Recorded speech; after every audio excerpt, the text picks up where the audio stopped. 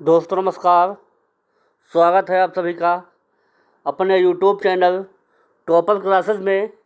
देखेंगे हम आज सामान्य अध्ययन के अंतर्गत पर्यावरण को सम्मिलित किया हूँ, जो आगामी होने वाली विभिन्न परीक्षाओं के लिए अति महत्वपूर्ण है, जैसे एसएससी जीडी है, एनटीपीसी है, रेलवे है, सुपर टेट है, बीपीएससी टीआरबी 4 है, सक्षमता परीक्षा है, यूपी टेट है, सी टेट है।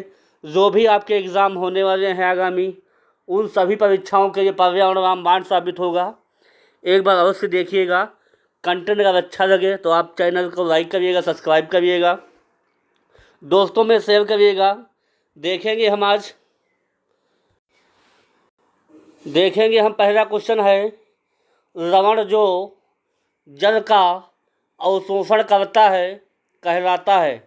पहला ऑप्शन है हाइग्रोस्कोपिक लवण, दूसरा है एनहाइड्रेट लवण, तीसरा है हाइड्रोफिलिक लवण और चौथा है हाइड्रोफोबिक लवण। दोस्तों ध्यान दीजिएगा, लवण जो जल का अवशोषण करता है उसे हम लोग क्या कहेंगे? हाइग्रोस्कोपिक लवण कहेंगे। ऑप्शन नंबर इसका ए पहला सही जवाब हो जाएगा। समझ में दोस्तों आ गया होगा आप लोगों के। इसलिए अगले क्वेश्चन पे दोस्तों चलते हैं।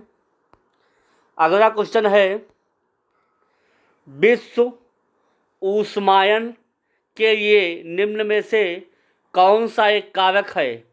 पहला है वाहनों से निकली गैसें, दूसरा है पेड़ पौधों से निकली गैसें, तीसरा है भट्टियों से निकली गर्म हवा और चौथा है रसोई गैस। दोस्तों कह रहा है विश्व ऊष्मायन। तो विश्व ऊष्मायन के लिए ऐसे इसमें कौन सी चीज़ है जो विश्व स्तर पर चलती है? तो याद रखिएगा, वाहनों से जो निकली गैस होती है ये विश्व स्तर पर जो है ऊष्मायन के लिए बहुत ही एक महत्वपूर्ण कारक है। इसलिए आप लोग ऑप्शन नंबर 1 को टिक कर लीजिएगा और आपको समझ में आ गया होगा। दोस्तों ये भी काफ़ी बार सवाल पूछा गया, इसको टिक कर लीजिएगा, कहीं ना कहीं आपसे टकरा जाएगा। अगले क्वेश्चन पे दोस्तों चलते हैं, देखते हैं। अगला क्वेश्चन है, धातुमय प्रस्तर किसे कहा जाता है? पहला है ब्यूटिमिनस, दूसरा है बॉक्साइट, तीसरा है मेटालाइट और चौथा है अयस्क। दोस्तों पूछा जाए तो बॉक्साइट किसका अयस्क होता है? तो याद रखिएगा एल्युमिनियम का। एल्युमिनियम का अयस्क होता है कौन? बॉक्साइट। अगर पूछा जाए ब्यूटिमस किसका अयस्क है? तो याद रखिएगा कोयला का।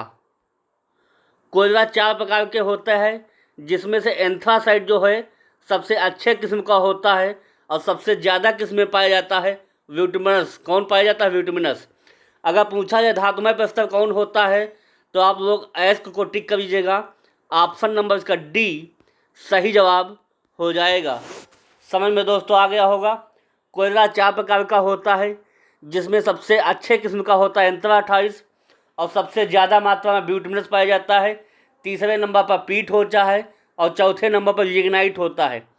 पी से याद रखिएगा पीट और एल से याद रखिएगा लिग्नाइट। समझ में आ गया होगा दोस्तों। अगले क्वेश्चन पे चलते हैं। अगला क्वेश्चन है, सूर्य की हानिकारक किरणों से पृथ्वी को कौन सा स्तर सुरक्षित रखता है? पहला है आयनमंडल, दूसरा है ओजोन स्तर, तीसरा है क्षोभ मंडल और चौथा है चुंबक मंडल। तो अगर पूछा जाए पृथ्वी की परत में 5 प्रकार के मंडल पाए जाते हैं। कौन कौन से? पहला है क्षोभ मंडल, दूसरा है समताप मंडल, तीसरा है आयन मंडल, चौथा है बहिर देखो क्षोभ समताप मध्य, तीसरा है मध्य मंडल, चौथा है आयन मंडल और पांचवा है बहिर्मंडल। अगर पूछा जाए मौसम संबंधी घटनाएं किस मंडल में होती हैं तो आप लोग याद रखिएगा, मौसम संबंधी घटनाएं जो होती हैं क्षोभ मंडल में होती हैं। ठीक है। अगर पूछा जाए समताप मंडल में क्या होता है तो जो ओजोन परत होती है समताप मंडल में पाई जाती है। किस में पाई जाती है? समताप मंडल में जो है ओजोन परत पाई जाती है। अगर पूछा जाए हवाई जहाज़ किस मंडल में उड़ते हैं तो आपको याद होना चाहिए जो समताप मंडल में जो है हवाई जहाज़ उड़ते हैं। और इसमें कहा गया है कि सूर्य की हानिकारक किरणों को जो परावैंगनी किरणें आती हैं उनसे हमें कौन सा स्तर जो है रक्षा करता है। तो आप लोग याद रखिएगा ओजोन स्तर। कौन सा स्तर होता है? ओजोन स्तर होता है जो सूर्य से आने वाली हानिकारक पराबैंगनी किरणों को अवशोषित कर देता है, जिससे हमें उन किरणों से बचाता है। इसलिए कौन सा स्तर हो जाएगा? ओजोन स्तर। समझ में आ गया होगा। अब पूछा जाए कि जो ओजोन परत होती है किस मंडल में पाई जाती है, तो आप लोग याद रखिएगा ओजोन जो परत है समताप मंडल में पाई जाती है। अगर इसी में पूछा जाए कि ओजोन दिवस कब मनाया जाता है, तो याद रखिएगा 16 सितंबर को ओजोन दिवस मनाया जाता है। समझ में दोस्तों आ गया होगा। अगले क्वेश्चन पे चलते हैं। अगर कंटेंट आपको अच्छा लगे तो प्लीज़ चैनल को लाइक करिएगा, सब्सक्राइब करिएगा और दोस्तों में शेयर करिएगा। ऐसे चुनिंदा क्वेश्चनों को देखने के लिए टॉपर क्लासेस को ज्वाइन करिए और अपने कंपटीशन को मजबूत करिए। अगले क्वेश्चन पे दोस्तों चलते हैं। अगला क्वेश्चन है लोकसभा और राज्यसभा की संयुक्त बैठक किसके द्वारा आयोजित की जाती है? पहला ऑप्शन है राष्ट्रपति, दूसरा है लोकसभा के अध्यक्ष, तीसरा है राज्यसभा के अध्यक्ष और चौथा है संसद। दोस्तों याद रखिएगा लोकसभा और राज्यसभा की जो संयुक्त बैठक होती है वो राष्ट्रपति के द्वारा आहूत की जाती है। इसका ऑप्शन नंबर पहला सही जवाब हो जाएगा। अगर पूछा जाए कि संसद के कितने अंग होते हैं, तो याद रखिएगा संसद के 3 अंग होते हैं। कौन कौन से होते हैं? लोकसभा होता है, दूसरा होता है राज्यसभा होता है, तीसरा होता है प्रेसिडेंट या राष्ट्रपति। अगर पूछा जाए संसद किस अनुच्छेद में है, तो आप लोग ट्रिक याद रखिएगा सरला नाम से, सरला। ये ट्रिक आप लोग याद रखिएगा, कभी आपका अनुच्छेद नहीं गलत होगा। सा माने होता है संसद, संसद को रखेंगे 79 अनुच्छेद में। रा से होता है राज्यसभा, राज्यसभा को रखेंगे 80 में। और रा से होता है लोकसभा, 81 में दोस्तों रखेंगे। तो आप लोगों को सब पता हो गया होगा 79, 80, 81 संसद है, राज्यसभा है और लोकसभा है। अगर कहा जाए लोकसभा और राज्यसभा की संयुक्त बैठक किसके द्वारा आयोजित की जाती है, तो राष्ट्रपति को आप लोग सही निशान लगाना होगा। ठीक है, इसका ऑप्शन नंबर ए सही जवाब हो जाएगा। अगर पूछा जाए कि राष्ट्रपति किस अनुच्छेद में है, तो याद रखिएगा अनुच्छेद नंबर 52 में है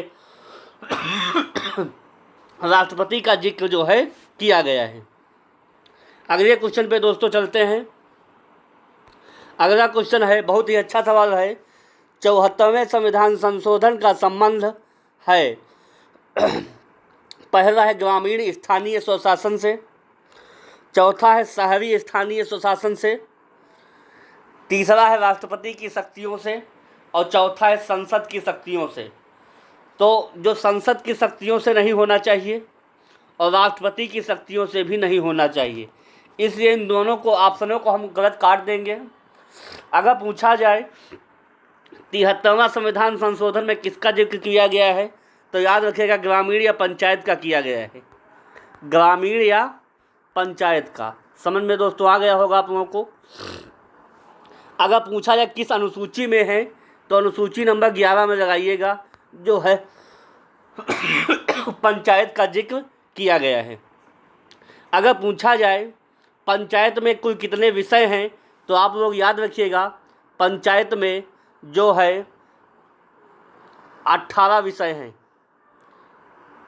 सॉरी, पंचायत में कहा जाए अनुसूची नंबर 11 में है और विषय कितने हैं याद रखिएगा 29, क्योंकि 9-2 का योग कितना होता है 11।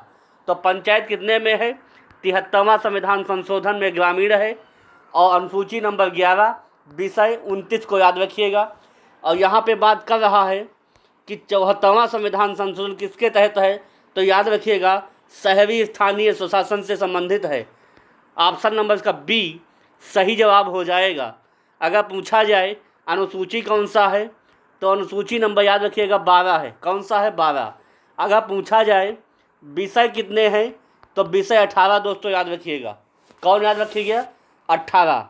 तो आप लोगों का जवाब सही हो गया होगा। शहरी स्थानीय स्वशासन से जो है संबंधित ऑप्शन नंबर का बी सही जवाब हो जाएगा। समझ में दोस्तों आ गया होगा। अगले क्वेश्चन पे चलते हैं। सॉरी, अगला क्वेश्चन है भारतीय गैंडा कहाँ संरक्षित है। पहला ऑप्शन है कॉर्बेट नेशनल पार्क, दूसरा है काजीरंगा नेशनल पार्क, तीसरा है बांदीपुर नेशनल पार्क और चौथा है गिर नेशनल पार्क। तो याद रखिएगा, कॉर्बेट नेशनल पार्क कहाँ है, उत्तराखंड में है। काजीरंगा नेशनल पार्क कहाँ है, तो याद रखिएगा असम में है। अगर बांदीपुर पूछा जाए नेशनल पार्क कहाँ है, तो याद रखिएगा कर्नाटक में है। अगर पूछा जाए गिर नेशनल पार्क कहाँ है, तो गुजरात में याद रखिएगा। कहाँ याद रखिएगा, Gujarat. Corbett national park Uttarakhand में है, काजीरंगा नेशनल पार्क असम में है, बांदीपुर नेशनल पार्क कर्नाटक में है और गिर नेशनल पार्क गुजरात में है। तो एक सींग वाला गेंडा के लिए जो है आपका काजीरंगा नेशनल पार्क या भारतीय गेंडे के लिए प्रसिद्ध है, इसलिए ऑप्शन नंबर इसका बी सही जवाब हो जाएगा। समझ में दोस्तों आ गया होगा। ये असम राज्य में पड़ता है और कॉर्बेट नेशनल पार्क ये उत्तराखंड राज्य में पड़ता है, इसलिए इसका ऑप्शन नंबर बी सही जवाब हो जाएगा। अगले क्वेश्चन पे दोस्तों चलते हैं। अगला क्वेश्चन है, ये भी काफ़ी बार सवाल पूछा गया है, इसको भी टिक कर लीजिएगा, कहीं ना कहीं आपको मुलाकात कराएगा। अगला क्वेश्चन है, वर्ष 1984 की भोपाल गैस त्रासदी निम्न में से किस गैस के रिसाव के कारण हुई थी। पहला ऑप्शन है मेथिल आइसोसाइनाइड, दूसरा है नाइट्रस ऑक्साइड, तीसरा है मेथेन और चौथा है कार्बन मोनोऑक्साइड। दोस्तों अगर पूछा जाए भोपाल गैस त्रासदी किस में होती है, तो याद रखिएगा 1984 में भोपाल गैस त्रासदी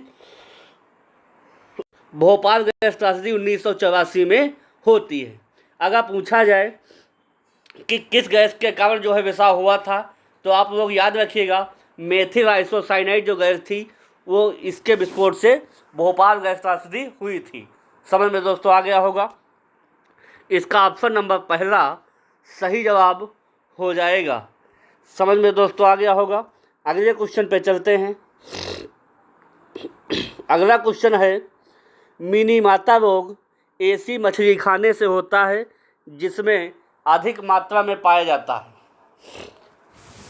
एक आप लोग ट्रिक याद रखिएगा, अगर कोई भी रोग पूछा जाए तो किसकी अधिक मात्रा से होता है, याद रखिएगा सैनिक के ब्लैक बूट,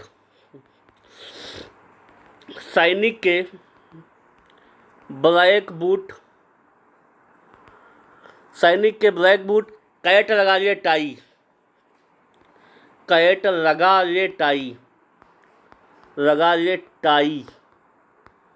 ओ पराई माता ना बेबी ना, ओ पराई माता ना बेबी ना, ना बेबी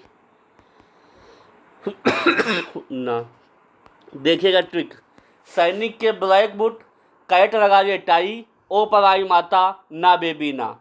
सैनिक का मतलब होता आर्सेनिक की अधिकता अगर हो जाएगी तो ब्लैक फुट रोग हो जाएगा। कौन सा रोग हो जाएगा, ब्लैक फुट।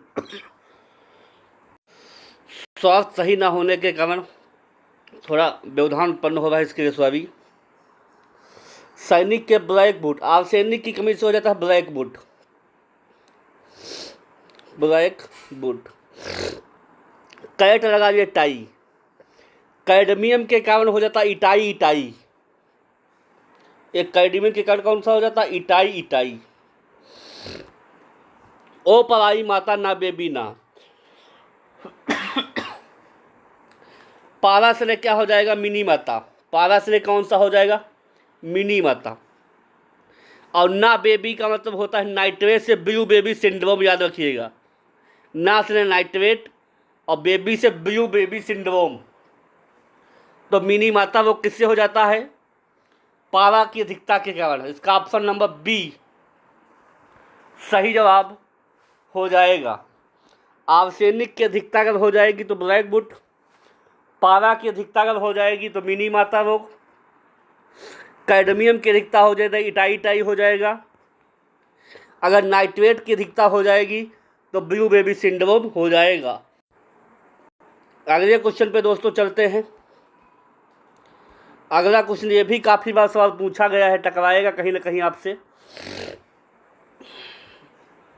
16 घास स्थल कहाँ पाए जाते हैं? पहला ऑप्शन है पश्चिमी घाट, दूसरा है पूर्वी घाट, तीसरा है विंध्याचल और चौथा भी विंध्याचल है। अगर 16 घास की बात करेगा, 16 घास स्थल कहाँ पाए जाते हैं, तो आप लोग याद रखिएगा पश्चिमी घाट में पाए जाते हैं। इसका ऑप्शन नंबर पहला सही हो जाएगा। देखिएगा, ये जो है हमारा इंडिया है, ये मेरा है पूर्वी घाट और ये क्या है पश्चिमी घाट।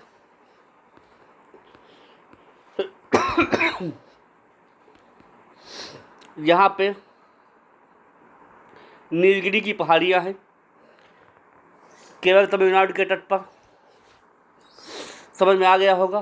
तो 16 घास के मैदान कहाँ पाए जाएंगे? पश्चिमी तट पर पाए जाएंगे। ये श्रीलंका है नीचे और ये पूर्वी तट है। समझ में दोस्तों आ गया होगा। अगले क्वेश्चन पे चलते, इसका ऑप्शन नंबर ए सही जवाब हो जाएगा। अगला क्वेश्चन काफ़ी बार सवाल पूछा गया है, इसको भी टिक कर लीजिएगा, कहीं ना कहीं आपसे मुलाकात अवश्य करेगा। पुष्कर मेला कहाँ आयोजित किया जाता है? तो याद रखिएगा राजस्थान का पुष्कर मेला बहुत ही फेमस है। अगर राज्य पूछा जाएगा तो राजस्थान याद रखिएगा।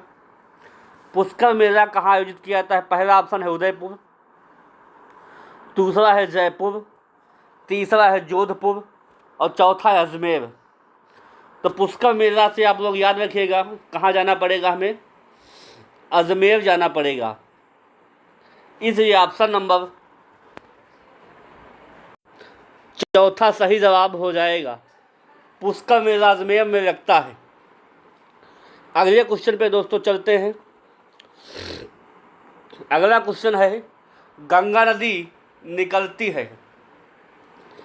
पहला ऑप्शन है अरावली श्रेणी से, दूसरा है लद्दाख ग्लेशियर से, तीसरा है गंगोत्री ग्लेशियर से,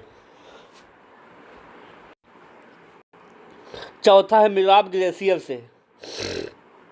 तो याद रखिएगा भारत की सबसे लंबी नदी की बात करें तो गंगा नदी है। कितनी है? 2525 किलोमीटर। ठीक है। ये उत्तराखंड राज्य से निकलती है। कहाँ से? गंगोत्री ग्लेशियर से निकलती है। ये भारत की सबसे लंबी नदी है और अंत में जाकर के बंगाल की खाड़ी में मिल जाती है।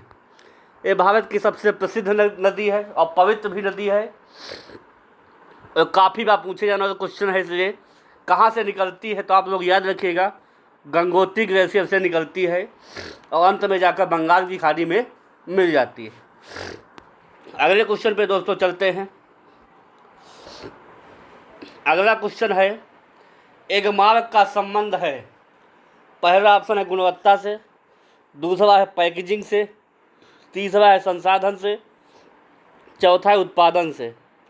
तो आप लोग याद रखिएगा कोई भी आप सामान लेते हैं मार्केट में, कोई भी सामान लेते हैं आप, तो उसमें होल लगा होता है, उसमें लिखा होता है एक मार्क।